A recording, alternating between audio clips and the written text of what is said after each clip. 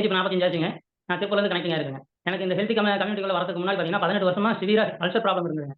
Ulcer ப்ராப்ளம்னால daily நான் jealousy tablet எடுத்துட்டு இருந்தேன்.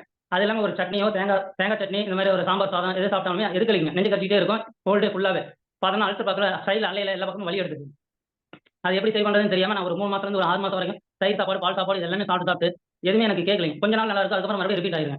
இந்த இதுக்குள்ள வரதுக்கு அப்புறம் பார்த்தீங்கன்னா, ஒரு 1 மந்த்லயே வந்து கம்ப்ளீட்டா அல்சர் ப்ராப்ளம் வெளிய வந்துட்டேன். 11% ஃபேட் எக்ஸஸா இருந்தது. அந்த ஃபேட்ட குறைச்சு இப்ப ஹெல்த்தா ஒரு 15 கிலோ எக்ஸஸ் வெயிட்லயே இருந்தேங்க. நீங்க தானே அது? ஒரு 15 கிலோ எக்ஸஸ் வெயிட்ல இருந்து இப்ப குறைச்சு ஐடியல் வெயிட்க்கு வந்துட்டேங்க. இப்ப ஹெல்த்தா ஃபிட்டா ஆரோக்கியமா இருக்கேங்க.